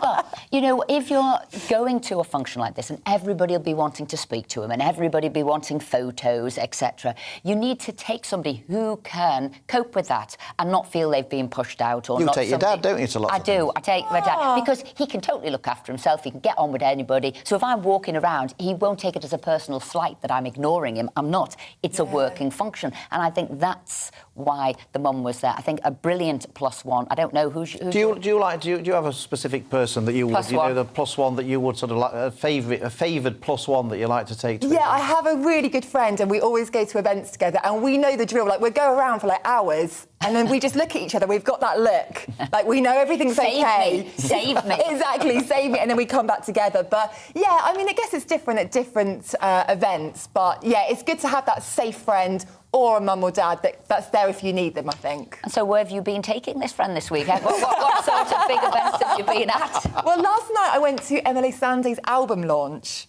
Yes. She's a wonderful singer, isn't she? Yes. So, yeah, she's got a new album out, so that was really good fun. And, of course, premieres and, you know, theatre trips. It's got to be done, hasn't it? Well, it seems like that. Now, one story that interested me was about Cinderella, the closure of Cinderella, and the unions are wanting to, I think, to sue Andrew Lloyd Webber, is that? Yeah, I mean, I'm very stagey, Philip, so this is, like, dear to my heart. And I know a couple of the members of the cast in Cinderella, and I do know that a couple of them found out before they went on stage, and some of the people that were set to go into Cinderella found out on Twitter, which I think is not cool. I mean, it's a really hard job to be a performer. They go through enough anyway, and to find out like that, I just think it's not okay. Nobody should lose their job, and this is basically what you're saying, over Twitter or through some form of secondary sort of contact. Absolutely not. They've broken sort of all the sort of, I'd say, etiquette and principles of ending somebody's job contract. Definitely. I think things need to change, and I think they will change, because so many of the cast members kicked off. I was watching Twitter and it was on fire. I think it was Sunday night. I mean, Carrie Hope Fletcher, who plays the main part, apparently it was her day off, and she found out on social media. I mean, it's absolutely outrageous. So I think things need to change, and watch this space, because I think for once, I think things will, because of the whole cast that's got behind this. And you were with Cheryl Baker, and were you making your mind up as to what was your favourite Eurovision? Oh, very good. Did you like that? They pay the big bucks, I like it. Yes, I went to Cheryl Baker's house and we filmed there. She taught me one of her dance routines. We had a great time. And I said to her, Cheryl, what do you think about this year's Eurovision? And she said she thinks Sam Ryder, who is our contestant, is going to do really well. And I quite like him. I'm quite taken with him. I like his hair. But does it actually matter how good the song is? I mean, isn't the voting always political? You know, I always love how Greece gives Cyprus 12 points and Cyprus give Greece. It's absolutely ridiculous. It's rigged, is what we're saying. I think the quality of the song's not necessarily linked to the voting, is it? But I like to take it really seriously. I get a notepad and pen and I sit down and I get fully invested. Oh, my word. I'm fully disappointed. Waterloo's got to be the best song, Eurovision song ever, hasn't Making your mind up for me. Oh, you're biased. The skirt ripping, 1981. Oh, well. Can't beat that. Fair enough. Hayley, thank you so much for joining us. We'll look forward to hearing about your next exciting parties that we don't get invited to. The shirt worn by footballing legend Diego Maradona when he scored the Hand of God goal against England at the 1986 World Cup has sold for a record $7.1 million at auction, and in doing so has become the most expensive piece of sports memorabilia ever sold.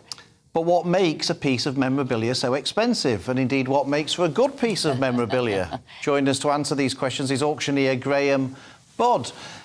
Graham, were you as shocked as we were that this item went for £7.1 million? Yeah, the whole of our industry was very shocked, because the existing record for a football shirt was Pelé and 1970 World Cup final, which is still a fantastic piece of history. And that sold for about £150,000. So to jump from there to 7 million is quite extraordinary. I mean, when you think of world records being beaten, let's say on the track or something, you think of a quarter of a second being shaved off or something. But to jump from that figure to the next was really, really very shocking indeed. But there we are. It just goes to prove that is the most famous football shirt in history. And, you know, congratulations to the auction house for getting such an amazing prize. How do you check the provenance of these things? Because, of course, you know, I mean, presumably... Could have been any old shirt. Well, presumably Diego Maradona probably had about 3 shirts in his kit bag for that match in case one got ripped and all the rest of it. How does anybody know that this was the one he actually wore rather than the one he just dragged out of his bag as a spare at the end of the game? Yeah, I mean, you're making a very good point. I mean, in all memorabilia, what we call provenance is extremely important, really, when you're selling it. It was actually being sold by an England footballer who played in the match, Steve Hodge, and he swapped shirts with Maradona after the game. So that was an extremely shrewd decision, looking back to 1986, wasn't it, really? So that was the starting point. And I do know that the auction house did some very, very almost forensic investigation into the shirt. They used high resolution photo matching and so forth, and that did confirm that he wore two shirts in the game, one in the first half, one in the second half, but this was the second half shirt, which was when he scored both the goals in the game. One, of course, was the infamous hand of God goal, and the other one was perhaps one of the best goals in history when he danced around at virtually our whole team to score. So it's provenance in the first place, auctioneer doing their due diligence, and everybody was extremely comfortable with what it was when it came under the hammer, and hence it made such a spectacular price. I've never fancied doing that shirt swapping. I always think, oh, it's all sort of full of perspiration and dirty and grimy, but you know what? That was the best thing. I totally, now that I know the price, would be shirt swapping. Yeah. So what's the most strangest thing that you've sold, Graham, at from sports memorabilia? The strangest thing? Well, I mean, I can think there was a very, very famous racehorse back in the 18th century called Eclipse, and virtually every racehorse that runs today descends from that stallion. And at the time, somebody preserved just a little piece of hair from the horse, which we sold at auction, and that made, from memory, something like £15,000, which is pretty amazing for a piece of horse's hair. And the highest thing I've ever sold was a piece of Olympic memorabilia, and that was an Olympic torch, which are very highly collected. But there's one very, very rare one from Helsinki in 1952, where only a handful were made for the Olympic Games, and that sold for $420,000. It was a situation where a lot of collectors had every other torch that was ever made except that one, and that's when you get these head-to-head battles in the showroom, which are always, terribly exciting. Bud, thank you very much indeed for joining us. We're all going to be rooting around our houses now to find out what we can dig up from sporting memorabilia. Thank you for joining us. You know, I got Bob Shankly's signature when I was about 7. I should have asked him how much he'd give us for that. Yeah. But look, there's a new fitness craze that's gaining popularity called High Rocks. Have you ever heard of it? Well, I have, because obviously I'm a sports fanatic on these things. It's a global competition where athletes compete in a combination of functional exercises and endurance racing, and is attracting people from varying athletic and fitness backgrounds, not quite as varied as mine, I think. Yeah. Participants wear a timing chip and will receive an individual finishing time. Each season culminates with the World Championships, where the athletes with the fastest time from each division go head-to-head. Heading off to the World Championships in Vegas to represent Great Britain are athletes Mimi Gardner and Kate Shillan. So welcome to GB News as part of Team GB, we'll call it, and talk us through what is it about this championship. Sounds awful to us. Basically, it's about endurance, but what is it that drew you to it? I'll start with you, Mimi. So I just wanted a challenge, really. We like challenging ourselves, and I think we want to basically try new things. And I think I just stumbled across this in the gym. I thought I would try it out and then ask Kate whether she would... And I thought I did a good time, so I thought I'll ask Kate whether she would do it with me as a doubles partner. Well, actually, you asked... Mimi texted me, she said, I want to enter this, I want you to be my partner, and I want to win. Like, okay, no pressure. So you pretty much had no say in the matter. I hadn't heard of it before. Right, and it could have been a good thing you hadn't heard about it, because some of the things I'm hearing you have to do sounds horrendous. So do you want to explain, I don't know, the practicing you've got to do, because what you'll be confronted with next week in Vegas? Well, yeah, but like Mimi said, it's a challenge, so I wasn't intimidated. I'm up for that. But it's quite full-on, because it's unique in that it's a combination of sort of running, speed, endurance, strength, sort of fitness, power, is a bit of everything. So it's 8 kilometres of running, but each kilometre is separated by an exercise. So you do a kilometre run, and then it is a kilometre on the ski erg. But in pairs, you share the exercises. So you both run together, but then you can split the exercises however you want. Mm-hmm. So that's quite handy. Well, we just do it half and half, really, don't we? Yes. And what's the there's training a combination. What's the training you need to do for this? I mean, I couldn't just say, oh, I fancy a trip to Vegas, and I could think much more enjoyable things to do in Vegas, by the way. Yeah, I was going to say, But most people are saying this is not normally what you go to Vegas for. But how much prep would I have had to have done for it? What have you done? Well, we're always training for something. You're always kind of keeping fit, so it's really nice to actually have an event to train for. Yes. So obviously running is a key part of it, but some of the movements are quite specific, aren't they? Specific sledge push and pull, which is basically putting on a lot of weight and either pushing it a certain distance or pulling it, and then you're having to run after each segment. So it's quite gassy. You gassy, kind of push yourself. challenging. So, yeah. So it's different kind of energy systems you're using. You need that speed, you need power, you need strength, and you need to quickly recover because then you've got to run. You're doing it for time, so the quicker you do it, the better.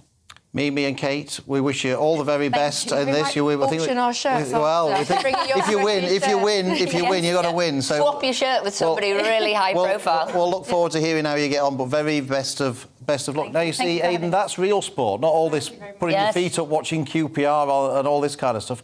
Could you endurance? Could you strength. Could you do? No. Did you say putting on weight or pulling on weight? Because I'm quite good at putting on weight. Yeah, Philip misheard. Well, he thought it was about putting on weight, not I'm a pulling world weight. champion at putting on weight as well. Fascinating, that memorabilia story, wasn't it? It is amazing, isn't it? Can I tell you, I had Terry Fenwick's shirt from that game for a brief period of time. Terry Fenwick was a QPR captain at the time, played in the game. He's very close to Maradona. I didn't get near him, of course, not quite near enough, but I held that shirt. I paid £15 for it. I gave it back to the family because I felt it was the right thing to do. Was Steve Hodge, for the last minute of injury, was he just tracking around the field with Maradona so he was the nearest to him? He didn't get near him. Steve Hodge didn't play too badly, actually, in that game, but it was a very, very shrewd move. I mean, Steve Hodge had a brilliant career, but probably didn't earn the money that maybe some of the other players did, so he's getting his payback now, certainly. And so he might be, if he sells a couple of more, he might be able to buy Chelsea. I know. Well, no, someone else has got there first. So this is Todd Bowley. He's paying £4.25 billion. 2.5 of that is the value of the club. The rest of it is what he's pledging in investment to the war fund. Now, the war fund thing is quite nebulous, quite controversial, because what's the definition of a war victim? I mean, if you're Russian like Roman Abramovich, you might see it as different to someone like you and I might think. But having said that, the money might be distributed in a couple of years' time. The war's going on at the moment. Who knows where it's going to go? The second point is that it's been frozen in an account for charity, so we're not really going to scrutinise it. So who knows? We need to keep an eye on that and see where exactly it goes. I'll just give you the makeup of the board as well. It's going to be Todd Bowley, Clear Lake Capital, a guy called Mark Walter, who is a financier, and the Swiss billionaire Hans-Jörg Weiss. Now, he's interesting because he was the first person linked with it. In all my years of covering takeovers, the first person linked with it is usually the furthest away from it. He or she is usually trying to get some publicity or trying to move things on. Aidan, thank you very much indeed for joining us. You're more excited about Liverpool winning the quadruple, aren't you? That's it was a brilliant game in the week, though, wasn't it? I certainly am. But what I have to say is, before we go, because obviously it's nearly time for us to go, we'll be back at the same time next week. I also want to wish our team GB for the Hydrox Challenge all the very best. Kate and Mimi there. But don't go away, because who's coming up next? It's Alistair Stewart and his friends. So stay with us. Good morning, Alex Deacon here with your latest weather update. This weekend, most places are going to be dry and fine. Not blue skies everywhere, there will be a fair bit of cloud around, but when the sun is out, it'll feel pretty warm. The largely fine weather is courtesy of this area of high pressure, but you'll notice there is a tangle of weather fronts that hasn't completely cleared away, and that is making for quite a grey start across parts of East Anglia and the southeast. And it's here in particular where it may well stay fairly glum all day. Some showery rain on and off as well. Elsewhere, as I said, most places dry and fine, but not completely blue skies, some cloud and maybe one or two showers breaking out, particularly this afternoon over parts of northern England and southwest Scotland. But they'll be very hit and miss. Most places dry, sunny spells for Wales, southwest England and much of northern Scotland. And a warmer feel, certainly in the west, compared to Friday, whereas it will be cooler in the east, 15 in Hull, Norwich, maybe if it brightens up 19 or 20 in the London area. But I think it will stay quite cloudy across East Anglia and the southeast well into this evening. One or two showers still around through the evening, a few scattered showers over northern England and southern Scotland, but again, most places will be dry if you're heading out tonight. Some mist and fog could form here and there, but generally it's going to be a dry night and with clear spells. Again, temperatures dropping down into single figures, well down into single figures in some rural spots. So a fresh-ish start to Sunday, but another fine day by and large. Yeah, maybe a bit of mist and